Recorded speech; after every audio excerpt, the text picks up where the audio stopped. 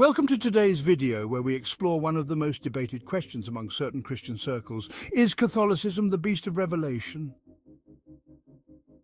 Now, before diving in, I want to make clear that this isn't an attack on individuals who identify as Catholic. This video is focused on analysing the beliefs, traditions and institutional structure of the Catholic Church in light of the Book of Revelation and various interpretations of prophecy. Let's start by looking at Revelation chapter 13, verses 1 to 8, where we're introduced to the beast. It says, "And I saw a beast rising out of the sea, with 10 horns and 7 heads, with 10 diadems on its horns and blasphemous names on its heads. And the beast that I saw was like a leopard. Its feet were like a bear's, and its mouth was like a lion's mouth. And to it the dragon gave his power and his throne and great authority." Some interpret this passage as referring to a political or religious power that rises to dominance, receiving its authority from Satan, symbolized as the dragon. The 10 horns and 7 heads represent power and authority, and many point to the papacy and the hierarchical structure of the Catholic Church as aligning with this imagery. But why the Catholic Church? Let's break it down. For centuries, the Catholic Church has held immense political and spiritual influence across the globe. The Pope is seen as a global leader, not only in religious matters, but also in political and diplomatic affairs.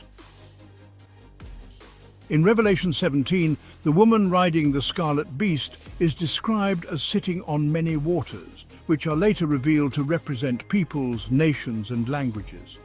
Some see this as symbolic of the Catholic Church's widespread reach and influence.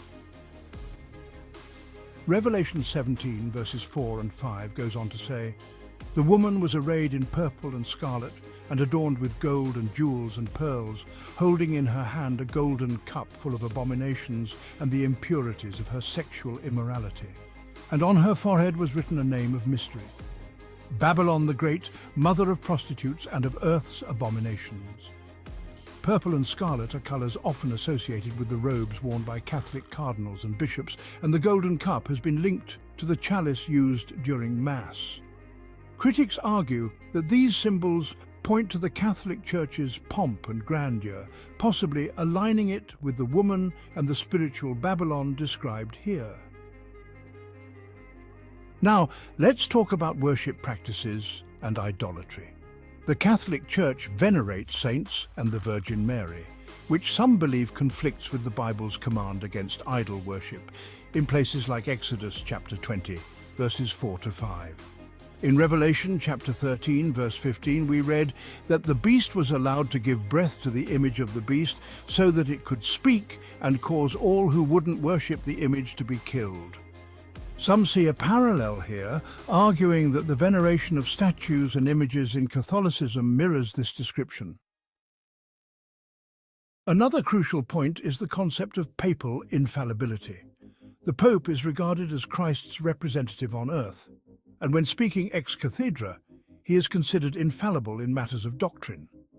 This raises concern for some Christians who believe that only Jesus is the head of the Church, and that elevating any human to this level of authority could be seen as blasphemous, something the beast is accused of in Revelation 13, verses 5 and 6.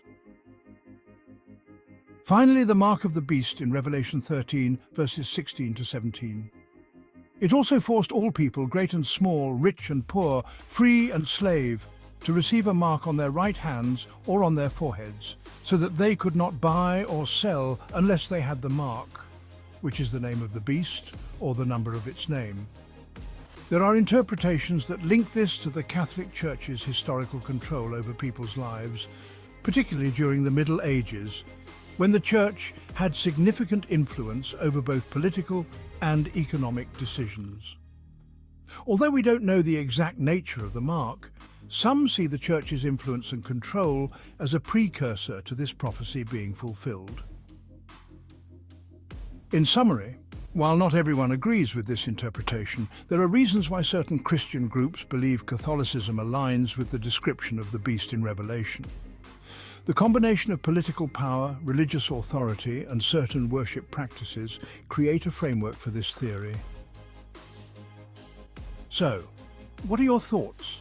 Is Catholicism the beast described in Revelation, or is this interpretation missing the mark? Let us know in the comments below. Thank you for watching.